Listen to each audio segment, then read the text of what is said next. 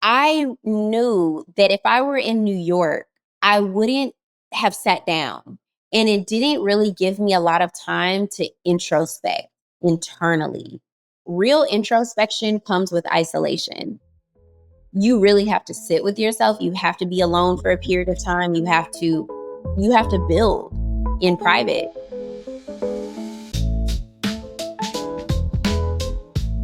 Thank you for tuning in. I'm your host, Sidney Evans, and you're listening to another episode of Beyond the Threshold. Ladies and gentlemen, welcome to another episode of Beyond the Threshold.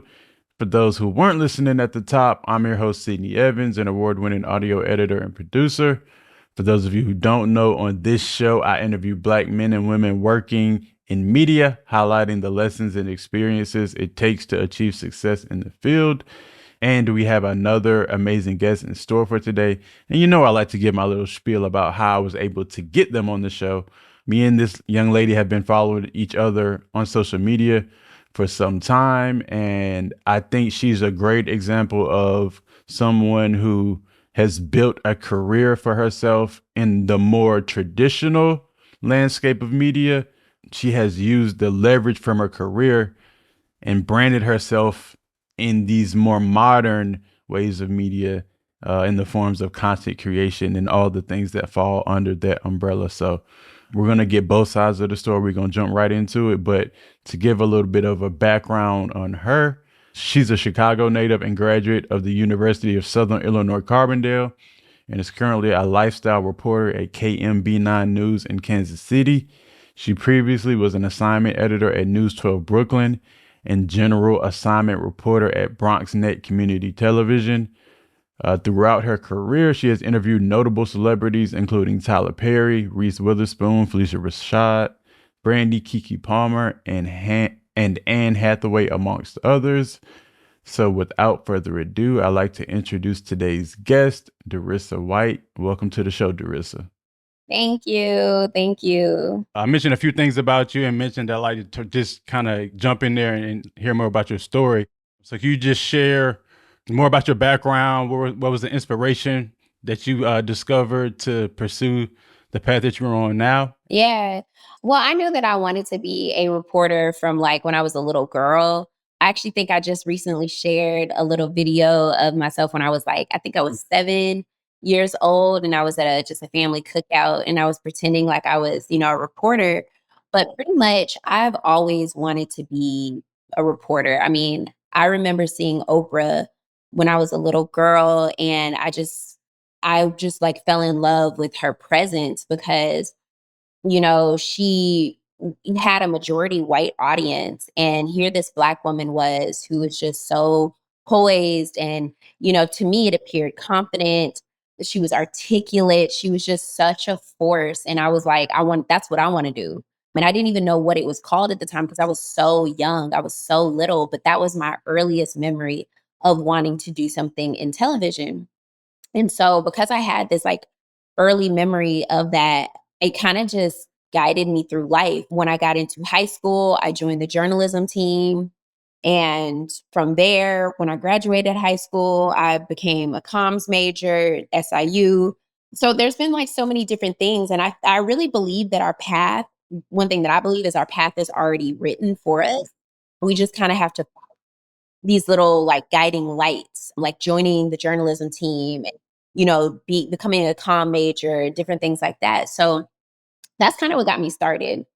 Okay, that's cool. So you said you joined the journalism team, and I know that's pretty much just writing, but so obviously you didn't go the path of becoming like, I guess back then that would probably be like getting, writing articles for the newspaper, and now it's more digital and things like that, as opposed to doing actual television. Because Oprah's like a TV host, I per se, I guess. Obviously, you're in front of the camera now, but what did that look like when you were like joined the journalism team and actually physically like become part of a group of people, not just yourself, and you're actually out there with people who have similar interests than you? I guess I'm sure that can kind of inspire you to keep going, or even one person, you may meet somebody that's good in one area, you're good in another area, and you figure out like, oh, okay, there are other different ways that you can participate. So I'm curious, like how you kind of just kind of narrowed in on okay, which path you wanted to go within that. Yeah. I think that with journalism and with television and all of these other different, television type of careers, it's a lot of intersectionality between them. And so because there's a lot of intersectionality, it really kind of like overlays itself. So for instance, I knew that I wanted to do something in television, but I didn't know exactly what that was. And so the easiest way for me was to know that I wanted to do journalism because, this was back in the time where influencers weren't a thing, right? It wasn't like influencers. You couldn't just, post on social media and become an influencer. I mean, you could do like blogs or something like that, but I was in high school. And I think that, when we were in high school, I mean, I'm a millennial, but like when you were in high school, you don't really like have, and you don't, I don't think there wasn't Instagram at the time. So like, posting, trying to become like an on-air personality, like I wanted to be very traditional. So to me, I looked at the careers of Barbara Walters, I looked at the careers of Oprah and those in just like in the field like that. And I saw what trajectory they took, and they took a very traditional route. So, they started out in local markets. They started out just on television locally. Oprah was a reporter in Boston, or she was an anchor in Boston, a reporter in Tennessee. She really took this traditional route. And so to me, I was like, okay, well, what's the easiest way for me to get there? And that's my craft. So that's one of the reasons why I joined the journalism team because yes, it wasn't like an on-air job or it wasn't really like I didn't have air opportunities, but I think like in order to know what journalism is, you have to kind of do all forms of journalism. And that is writing, that is editing, that is, it's like not on air, but it's still journalism. But once I kinda grasped article writing and everything, when I got into college, I joined River Regions, and I was only there for, like, honestly, I think it was, like, half a semester or something like that. River Regions, a for those who don't know, it's just like a college news station. And, you know, when I think that what makes a really well-rounded journalist is just having all facets of journalism under their belt. Like, you could write, you could do radio. Like, I did radio for a little while and then, becoming a television reporter. I'm glad you touched on that because people who may not have any knowledge of like how media works and things like that may just see someone who like, oh, they're a reporter and they don't understand like because to be honest, like especially when you first starting off, like pursuing a career as a journalist, it doesn't pay enough in the beginning for you to do it if you don't love it. You know what I'm saying? You kind of got to work your way up, especially like in more traditional, like corporate America and things like that. Like it's a process. Like I don't know how many years, I don't know. You may be in the field 10 or 15 years before people actually can see you and see your face, and you kind of get the glorious job. But there are a lot of unglorious things about journalism and being a journalist. So you're in college and I think you said that's when you got your first on air experience in radio. What was just because I know you kind of have this idea of how things are when you're young, and then you actually start doing it, and there's like, okay, this is another level of commitment that's required, or there's a lot of things that's required behind the scenes that people don't really see. So, what was that discovery process like for you? Talking about that experience, your first experience on air, and kind of how that was the catalyst for everything else to come. Well, my first experience on air it was WSIU on the radio side, and WSIU radio, it's just like, it's very similar to when you're honestly writing an article because even though you're on air, it's kinda like you're just recording your article, you're voicing your article.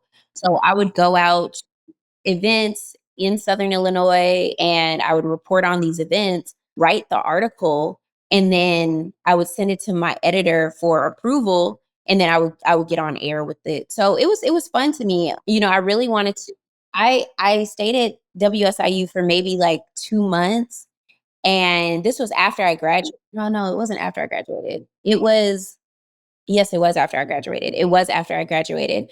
But I was also doing the summer semester too. So like after even though I walked in graduation, I had to do the summer semester. So, I was, like, doing WSIU and I was, like, in school at the same time, and it was fun, like, I really wanted to just do on-air stuff, and that's actually what kinda catapulted my trajectory in New York because I was like, "Okay, I wanna get on air, like, on air, not just being a reporter not just being a radio reporter, I wanted to be a television reporter." So, that's what I decided to move to New York.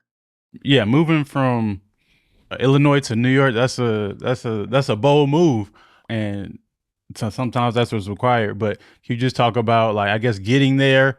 And I'm sure, I mean, I would hope you would have at least visited before you moved. But even if that wasn't the case, I'm talking about the experience, just like being in the hustle and bustle of that, and really, it just seems like they're like obviously everything's much faster, but everything is sped up. So you got to feel like, okay, I gotta hustle 100 times harder here. Honestly, if I was anywhere else to make it. So, what was your mindset? I would say with that kind of battery in your pack, or like, okay, I moved out here, I got to make it. Mhm. Yeah, New York is it's really, if you can make it in New York, you can truly make it anywhere because New York is one of the hardest cities to make it in, not only financially, but in any industry, right? There's so much competitiveness and everybody wants a job, right? Actors, musicians, journalists, everybody wants a job. So when I moved to New York, I had visited one time prior, literally one time prior. And what happened was I sent a blind message on LinkedIn to a NBCU VP, NBC Universal VP, and he actually went to my school. He went to Southern Illinois University and I was just basically asking him for advice. I said, and I was still in at the time I had moved back up to Chicago. This was like maybe a couple of weeks after I officially graduated, just asking him for advice. And he pretty much said, if you find your way to New York, I'll give you an interview. And he didn't know at the time that was all I needed to just move. I didn't have anything set up. I didn't have a job. I didn't have, I had like a little bit of savings, but I didn't have any real like reason to move to New York. So I ended up just packing my entire life up, which was like two suitcases. At the time, I had sold everything, packed everything up, and then I just moved straight to New York. So when I got there, of course I didn't have housing, so I was staying in Airbnbs and I was quickly running through my savings. Like I was running through it so fast. So I was like, okay, what is something that can keep money coming in, but I could also like be looking for jobs and stuff like that. So of course, bartending, right?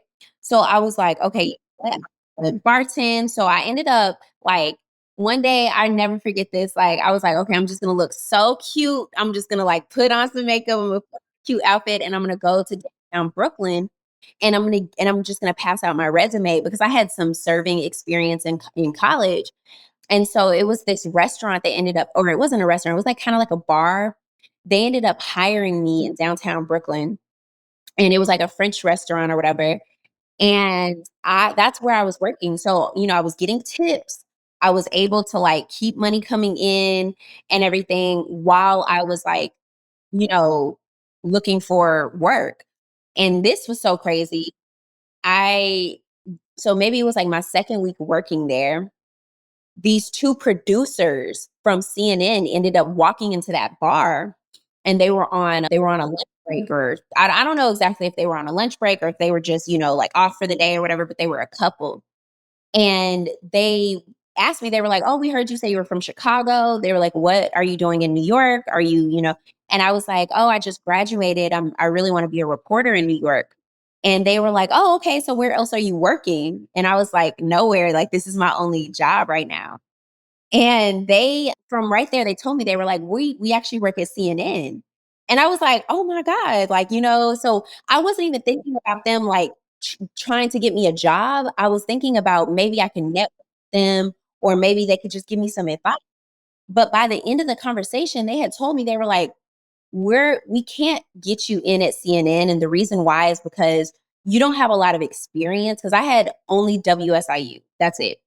And they were like, we can't get you in at CNN, but we could get you in at New York One, which is a 24-hour news station. And so I was just like, okay. And at the time I was like, I'll take anything. So they were like, we actually at New York One. And so I ended up from there, I got an interview at New York One, got hired as a news assistant, which is just like a photographer, to be honest. It's a photographer, you're out in the field, you're doing the interviews and everything. And I worked there for 3 years. Wow. Okay. And man, you touched on a lot of things, but I guess the one thing that stands out is, first of all, people, I know we have like lofty dreams and aspirations and careers that we want to pursue, but don't, especially if you're sometimes it might take you to don't be too good to just take a job that can pay the bills and hold you over while you're pursuing the thing. And I think that's really important because the media industry right now is requiring, because of the state of it, a lot of people to do that now who have a lot of experience. And you never know like the ebbs and flows of how things are going to be. You never know what may happen. So yeah, I would say humble yourself as young as possible, because down the line, you don't want to have become a person who had the success and kind of have a inflated sense of ego and feel like you're too good to take a job to do what you have to do in order to get back on track. I know this was earlier in your career, but I think it's a lesson because that's something that you could take forward with you moving on. But that first experience, like how, I guess I would say, how much are you like, just as a full-time, like how much are you working? Kind of give us like I'm not sure in New York, like for that first job, like what was like a typical day? Yeah, yeah, I agree with you.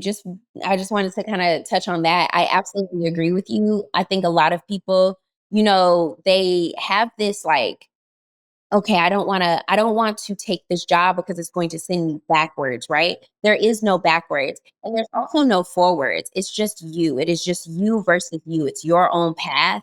And I think some people can get caught up in this mindset of comparison, and they often compare their trajectory, their journey to the next person who has a very similar journey. But the thing is, God gave you your path for a reason, right? You were supposed to meet people on your path that this person may not, so have supposed to met. And I think that that's what's beautiful about everybody's individual journeys, right? Like I used to compare myself a lot to Taylor Rooks, because Taylor Rooks and I, like, she moved to New York around the same time I moved to New York. She went to U of I, and she was, like brown skinned girl, went straight to the top, right? And so I used to also be like, oh, like, why isn't that me? But also, like, God gave my path for a reason. And, it's interesting because you don't see it at the time, but you will start to see it. Like, this is why he gave you your path. So I absolutely agree. But getting back to your question, so New York One was hard. Like, it was really, I call it a training camp for the rest of my career. It was truly a training camp. Not only did I not get paid a lot of money, I was getting paid $10 an hour to work there in New York City, $10 an hour. Well, it was hard. So I couldn't quit, bartending. So what I would do is I would work a morning shift. So morning shift starts at like 3 in the morning, and then I would get off around 12 p.m. I would go from that job, I would go back to the bar and then work a whole day side shift, sleep, and do the whole thing again. It was hard. It was so hard. Like, there was times I was like, I can't do this. Like, I was literally about to quit. I was about to give up because I'm like, this is so hard. And I don't, there's people who still do this now who have families that do that. So that's one of the things I kept telling myself. Well, I don't have kids. So if they could do it, I surely can do it. So that's what kept me going. But it was definitely hard. So, at New York One, I would go out and get a lot of interviews, and this would be in the summer and the winter. New York winters are harsh. New York summers are sometimes harsh. I mean, not as harsh as Kansas City, but I would be out in the elements, out in the rain, getting interviews and doing all this other stuff and, still having to work at the bar when I got off. Yeah, it's not always as glamorous as it may seem. That's why I ask the questions the way that I do. Hmm. Okay, did you feel like the your previous experience set you up better for now that you kind of knew the lay of the land? Were you going into those positions? And I'm sure, obviously, your career has progressed nicely, so you're making more money, getting more responsibilities, maybe also obviously maybe even working more. But do you think that first experience set the tone, set the stage for your mindset moving forward with the as you continue to get promoted? Oh, for sure. I mean, with New York One, like I said, it kind of laid the training camp for the rest of my career. And without that experience, I wouldn't have known how to handle certain situations, tense situations, scary situations. I had a guy, he had a gun, he flashed a gun. I was there. This was at New York One, like, well, not at New York One, but I was in the field. And there was a lot of tense situations, but all of that prepared me for almost everything that was to come. So when I was working at Bronxnet, that was the first time I was actually on air. So I had been in New York for 3 years at the time, going on 4 years, and I had never been on air before. So Bronxnet was actually my first time being on air, and I loved it. I was an arts and culture reporter, so I was covering different things like coffee shops opening and what's happening in Mott Haven and all of these different things. And it was really cool because the Bronx is really booming and it went through like this like it went through a growth era. I mean, it still is in its growth era, but I think a lot of people were starting to move to the Bronx. And although I didn't live in the Bronx, I would go there every single day for work and there would be something new every single day, which is beautiful because the Bronx is truly like a community. And say it's like a even though there's so many different neighborhoods of the Bronx, it's still one. And there's like a lot of Bronx pride. Like everybody loves the Bronx. So anyway, yeah, so I would work there and that was like I would say that was actually one of my easiest roles. That was one of my easiest jobs because my management was very lax. It was very I actually sometimes I miss it. Like I look back because now like doing what I do now, I work very hard. And so I would look back on BronxNet and I'm like, dang, like those are the days because I didn't have to work that hard. I was really just doing what I loved. I was telling stories. We would have one package per day, which is so easy. After you're done with your package, you could go home.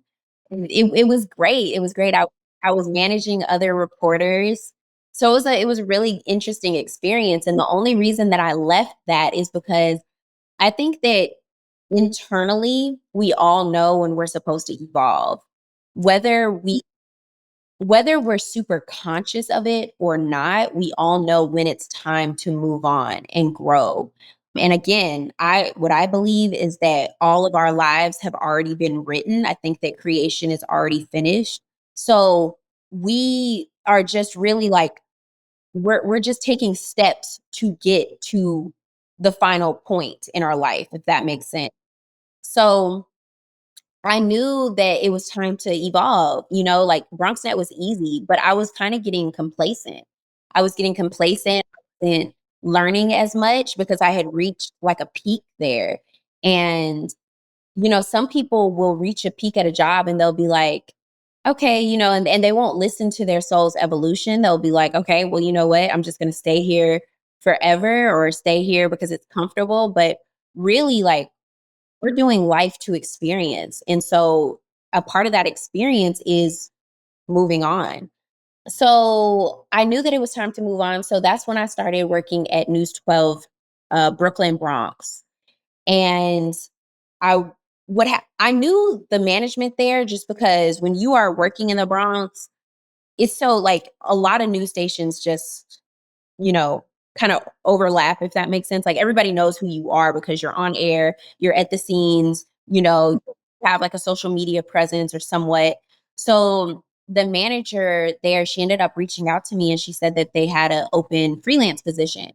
Okay, well, freelance, am the type of person where I'm not going to jump blindly into something. So I need I wanna, test it out. So I ended up working there while I was working at Bronxnet. So at Bronxnet, we had, 25 vacation days.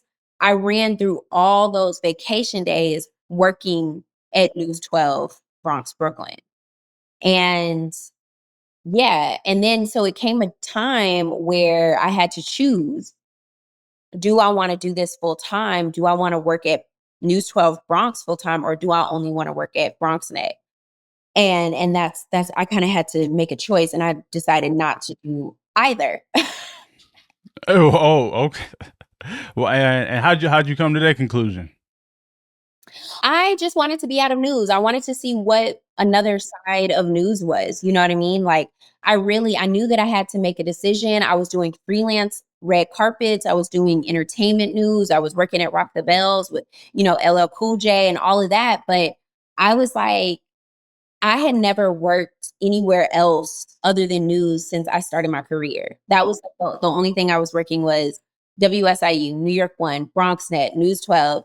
And I just wanted to see what it would be like to work outside of news. So I ended up taking a marketing job at a humanitarian aid organization. And that was also a great experience as well. And I worked there for 2 years. I didn't realize you had that twist in there, and we'll get to what happens after that. But you're obviously you're in a huge market in New York. You're really connecting with the community, reporting, doing all this type of stuff, building relationships with people. And I would imagine that would be rewarding in a sense to really be out there, like on the ground with people. And I also respect what you do as well, because some of the situations that people have to report on, maybe not so much for you, but for when there are unfortunate things that happen, like homicides and stuff of that nature, and the more morbid stuff, people have to report on it, and there may be a level of like fear there that you have to overcome because you have to do your job. So I just wanted to add that I appreciate, like I said, maybe not you directly, but people have to who do things similar to what you do, and they may be potentially putting themselves at risk. But outside of that, so I know that you have moderated some events. You were an orator, so I would assume that those opportunities came from people seeing you on TV or connecting with you, whether they it's a community event, they're just seeing you out doing your thing, and they were like, okay, I would love to have her come speak for this thing that we got going on, or things of that nature. So can you share how some of those opportunities presented themselves? Yeah, like I said, there's a lot of overlap when it comes to every kind of media career. So yeah, so a lot of people would see me out, they would see what I post on social media. I feel like I'm very multi-dimensional on social media. Like I don't just do one thing. You're not just going to see my news stuff, you're going to see a part of my personal life on there. You're going to see engagements. You're going to see so because we are truly it's like an onion module, right? So there's so many layers of our personality. And I don't think that we should hide any layer of it. I think that every layer should be out there because we are such multi-dimensional creatures. We enjoy so many different things and so many different layers reflect our personality. So yeah, of course I put my stuff like my news things on social media and people would see that and be like, "Oh, I think that she would be great to speak about this or whatever topic it is." I do post a lot on LinkedIn. That's where I get a lot of my speaking engagements as well. People can see me on television like here now, they see me. I feel like this is a very it's even though it's market 33, we have a good viewership. We have a large viewership. So people see me on television and they write into the station and ask me if I could appear here or there. And I think that that's, good. I think the next step for me is getting a PR person to kind of manage that for me, if that makes sense, or really pitch me to more things because I think that yeah, my experience has been unique and I could really advise a lot of people who have this non-traditional or traditional career path in news. Yeah, I think that's cool just because today, man, it's kind of really a necessity if you feel like you want to like all that is out there for you to have and experience, and not from a place of I'm not satisfied, but for or grateful for what I have now. I feel like that, and actually the moments of satisfaction and the gratefulness is what leads to the more abundance. I feel like if you try to just neglect that and just go after it, it's kind of running away from you. So you establish yourself as a reporter. You kind of went over here, did something different. What was next for you, and how did you end up in Kansas City? Okay, so New York, like I said, it's a competitive market. And I wanted to do something very specific. So, of course, I was doing like these freelance entertainment things. I was doing these freelance lifestyle stuff. I wanted to do something full time in that space. And so my agent at the time, I don't have this agent anymore, but at the time, I had just told her, I said, only pitch me to entertainment, lifestyle things. Like, I don't want anything else. She told me, she was very honest with me. She said, I don't think you're going to find that in New York because the people who are getting those roles, they have had so much experience with them already. And, I had had kind of one-off experiences like the Nocturnal and Rock the Bells, but it wasn't really consistent. And she said that if you want something consistent, I think you should just take a step back, again, using the quotations for this, because nothing is a step back, nothing is a step forward. It is all an experience. So she said, you need to kind of take a quote unquote step back and move to another state just for a contract period. And then you're going to be able to get a better experience from this. And she said, would you be willing to take that sacrifice? And I told her, I said, yeah. I said, if I have to move to do that. Let me pause in there because this a point of emphasis. When you hire people to do stuff and y'all build a relationship and you trust them, listen to them, because you could have easily been like, I mean, I understand you're this is what you do and this is why I hired you, but I want this, so I'm only going to pursue this, and I'm not going to entertain like another thought process, or somebody presenting an idea that may give you a new perspective, because it's always like you said, everything is evolving. It's like how it looked in one season, it might not look like that in another season, but it's still the path, or that doesn't mean it's still not the path, so I just wanted to touch on that. That's exactly right. Like, I knew that, it if I would have stayed in New York, I wasn't fulfilling what I wanted to do internally. Like, although I really enjoyed working at the humanitarian aid organization, I really, really enjoyed that work. I know that, again, I believe that it's already written for you. So I knew that I wasn't on, how do I say this? I knew that my purpose is television or is speaking. It's a communicator, it's orating. That's my purpose. And if I am not able to do that, then I am not living my soul's purpose. So that's when I made a choice to, all right, if I'm going to get back in it, then I need to just get back in news. And so that's when she started looking for roles that were outside of New York, because I knew that if I would have just said only New York, only Chicago, it probably would have taken, honestly, another 2 years just to find me a role that would fit. And so I told her, I said, yeah, let's do it. And so she started looking for other roles, and she found a role that was in Michigan. I can't remember the township in Michigan, but it was in Michigan, and it wasn't quite right. Like, I did the interview, and I don't know, it's just something that I feel that I think very like a discerning person and very in tune with my path. So I just knew that this is not what I wanted. It was very commercial, like a commercially type of inner lifestyle reporter. And also the salary was very low for that area.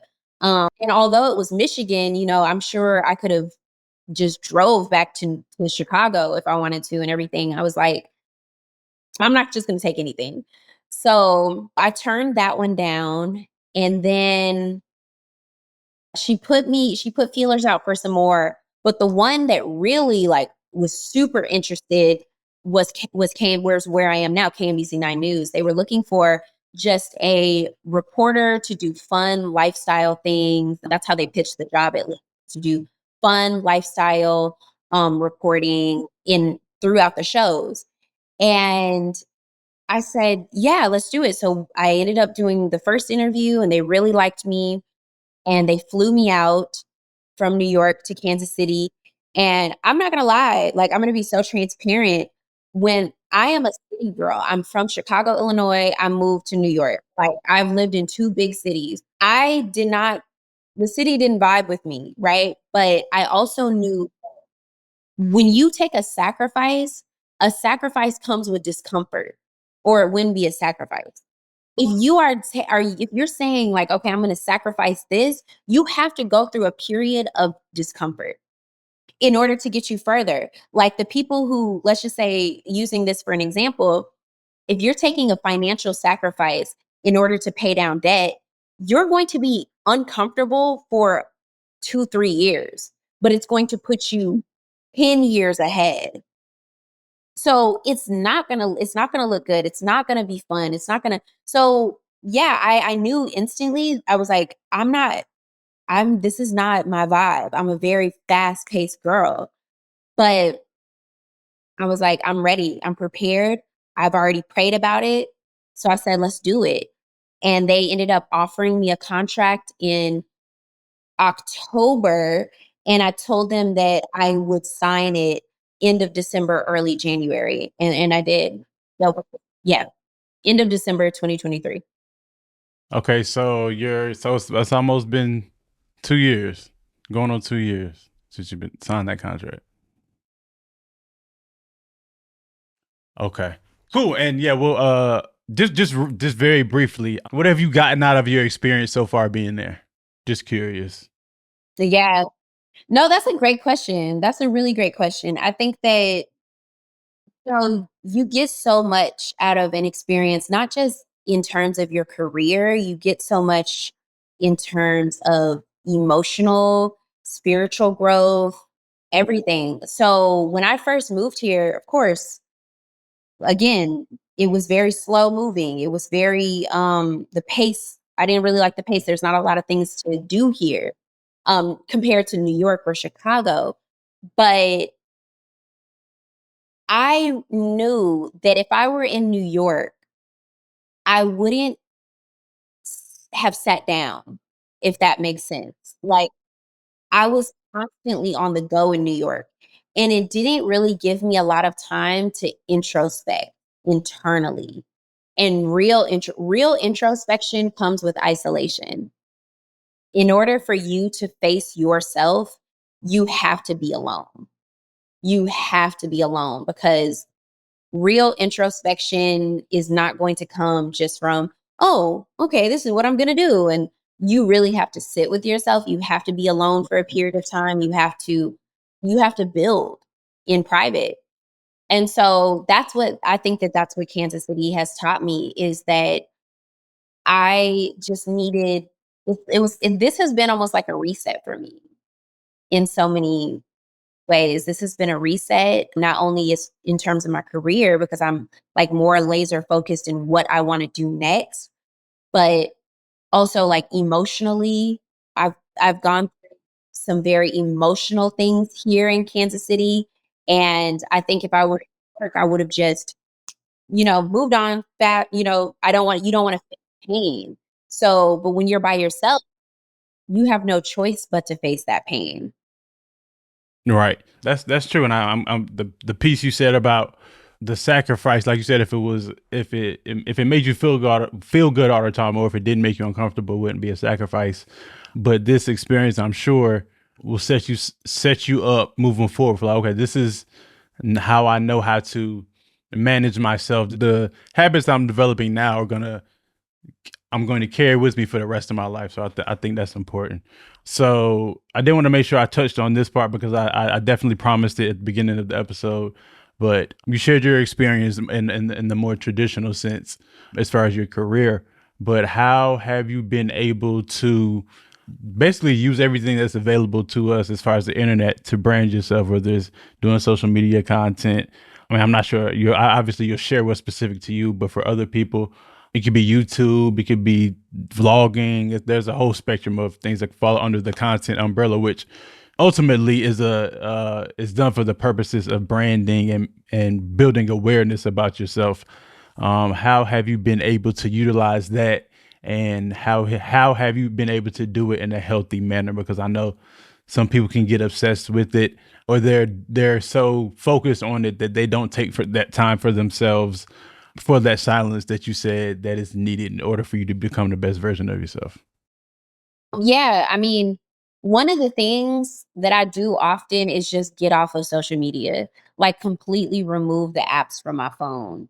Because I was reading that they said that 66% of adults, and that's ages from 18 and up, have a social media addiction and have a digital addiction, which is they are tied to some type of digital device.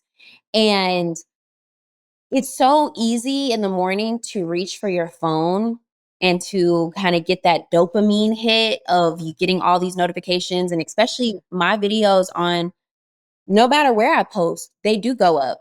And I think that on they go up on TikTok, they go up on, now I'm starting to get a lot of traction on my YouTube. Earlier this year I crossed 1,000 and now I'm at 1,400, right? Which is crazy because it's like, I remember trying to build my YouTube and now it's building so fast. So I think that for me, I genuinely just get off and I like have a real life. I'm here in the present, in the flesh.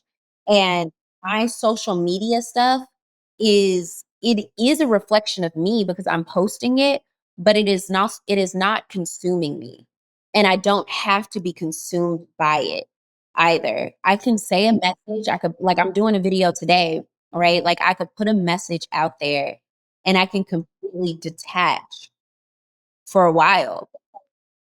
I realize when you're so consumed with, like, trying to defend your point because, I do post videos on TikTok and there's some people in my comments that agree with me, there's some people who don't, there's some people who say, like, really mean things, but when you get so caught up in the point of trying to defend yourself, it's like that is going to keep you addicted to your phone.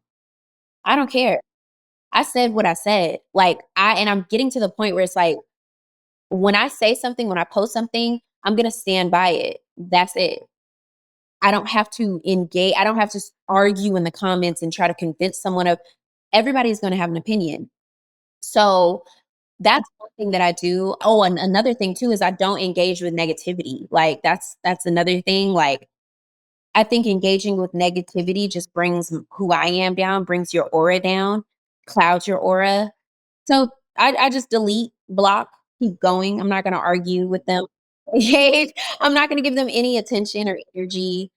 Yeah, I think that those are, and I guess how to help or how what advice I would give other people with their content is, I mean, it's one, stay consistent because, and that's something that I'm still grasping because consistency is how you get from point A to point B. We're in July of this year. If somebody posted a video every single week from July to next July, their social media would most likely be at 20,000 followers. 100%. It's consistency, right? People, like humans, we're very routine creatures. We like things that are coming consistently for us. That if we like this content, we want it, we continue to want it.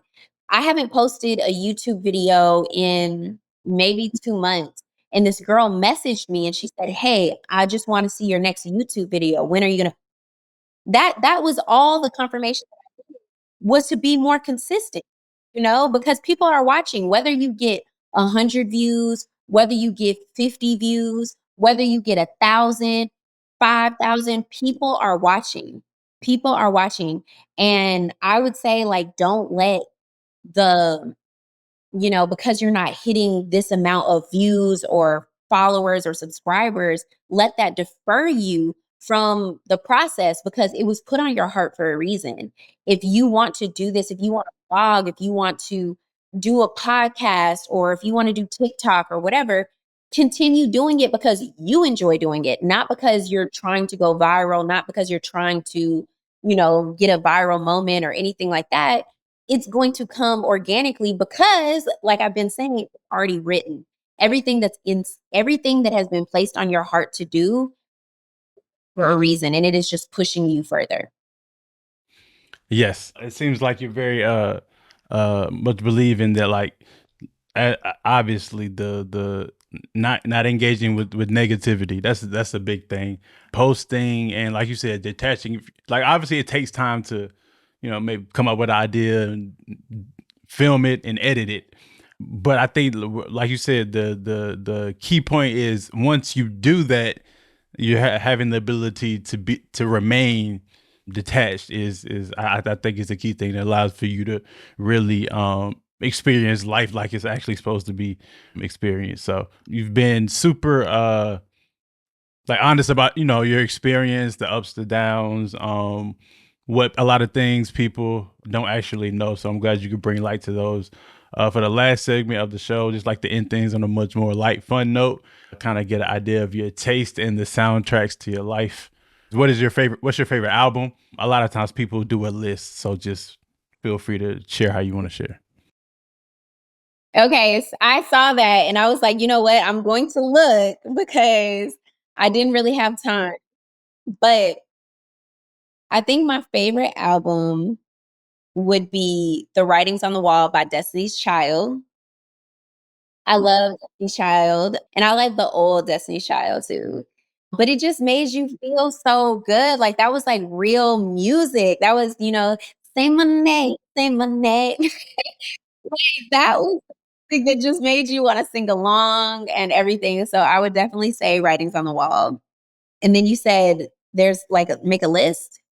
No, I'm just saying, like, if you could narrow it down to one, you could provide a list. But that sounds like you sound like you were really really confident in that. So I have uh, a love for that era of music. So everything you said with that album was on point.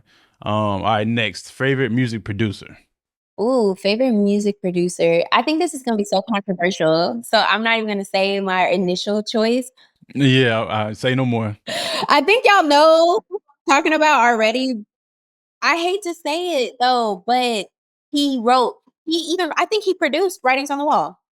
If I'm not mistaken, he was one of the producers on Writings of the Wall, so on the Wall. So I hate to say it, but yeah, it would probably be him because he had his hand in so much of that era, and I'm such a 90s R&B type of girl. Like, I love 90s R&B. Anytime you get in my car, there's gonna be some Cupid 112 playing. There's gonna be Genuine. There's gonna be Tank. There's definitely going to be that era of music playing. I was pretty much fully expecting, like, that was kind of the vibe I got. So glad to see that held true. Okay. On the picture side of things, for the last two, favorite film, score, or soundtrack. Favorite film would be Love Jones, 100%. It was in my home city of Chicago. It gives you such a nostalgia. Even if you've never experienced love yourself, like real love, that it's just like starts out as like, you know what, we're just going to be cool, we're just gonna be friends. That even if you've never even experienced that, whenever you watch that movie, it just takes you back to like a time that was so like it's something that you can't even explain, but I absolutely love Love Jones. I'm glad you said, because, like you said, no, a lot of people haven't experienced it. So if you have, you can compare it to your experience, and if you haven't, you can kind of see, okay, this is how it felt for them. So once I start to feel like this, maybe I'm actually in love myself. So I just want to throw that in there. All right, and favorite film soundtrack. Ooh, I would also say Love Jones because yeah, there were so many. I'm looking right now. There were so many songs that I love that was played in that movie. Or I don't know. I feel like I'm not. I feel like I'm missing something, but I'm just gonna say Love Jones. Okay. No problem with that at all. All right, last one. Favorite TV theme song. I love Girlfriends. I love Girlfriends song. I don't even know who sings that, but my girlfriends. Very non-traditional, but it's definitely memorable though. Yeah. What's yours? I would have. Oh, that's a good question. Fresh Prince is the first one that comes to mind, but I like some older ones. I watched Boy Meets World as a kid, so I would say like the original Boy Meets World theme song is memorable. I mean, I watched all that. I'd probably say all that. Yeah. Or Kenan and Kel, Okay. like they had some catchy ones too. So the Nickelodeon, I'll probably go the Nickelodeon route. But yeah, that's cool. I'm glad. Yeah, that's you kind of we stayed with. I feel like we're kind of in the same universe as far as our taste and responses to those questions. So that's pretty cool. I appreciate you coming on. I know they be like you said in your field they be working the hell out of y'all. So I appreciate you giving a little bit of your time on a Saturday, a much needed day of rest. So last question before we end things here. Just what would be like one piece of advice you would leave with someone listening?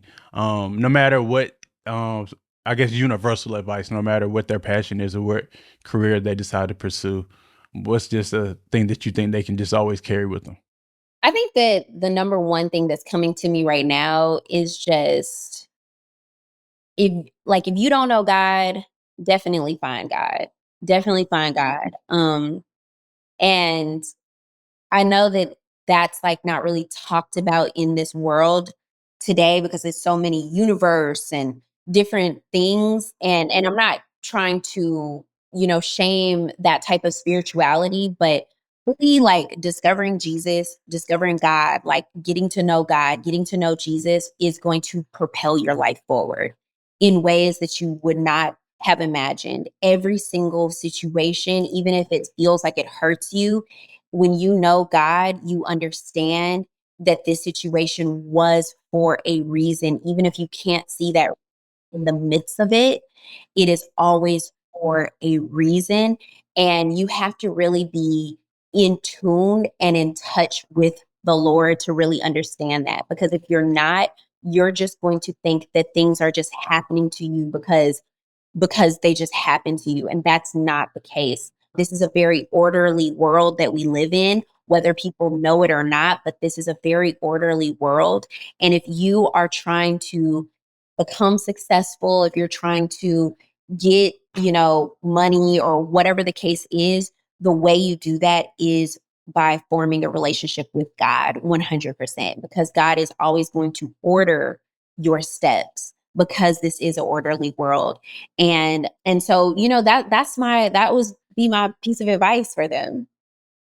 Yeah, and like you said, the world is we live in an orderly world, but we can also live in a world there are a lot of things that are out of your control. So having that relationship with God is important for providing context on how things give you a perspective on the things that happen in your life, and then ultimately providing you with a sense of peace, which I think is the greatest thing you can have. So that's pretty much it. Thank you so much, Dorissa, for coming on. Oh, I almost forgot. You're very active on social media. So how can people find you? Yes, you can find me on Instagram. It is just my first and my last name. So it's Dorissa TV and it's Dorissa Dorissa TV, two S's, one R. A lot of people put two R's, one S. No, it is one R, two S's, TV. YouTube is the same one, Dorissa TV. TikTok is my most active, or I should say my largest following, and it is my first and my last name, Dorissa, Dorissa, last name White, White. And I don't really get on Twitter or X or whatever it's called. Definitely follow my YouTube, subscribe to my YouTube because I constantly record my journey, the ups, the highs, the lows, the breakups, the makeups, everything. Like I put everything on YouTube and I think that's what things that people really enjoy watching. Okay, well, that's it. Yeah, people. Please take heed. Go support her online. Go, especially the YouTube. I feel like the ladies may get gravitate to you and your vibe, your personality. So definitely check that out. And for everybody listening, that's it. We'll catch you on the next episode. Thanks for listening to today's episode, and please don't forget to subscribe and leave a review. If you want to know more about me, visit soundbysid.com, and I'm Sid Evans Jr. on Instagram and Threads. If you want to know more about the podcast, visit soundbysid.com/podcast. And if you'd like to see and hear more from our guests, subscribe on YouTube at Beyond the Threshold Pod, and follow on TikTok at _Beyond the Threshold.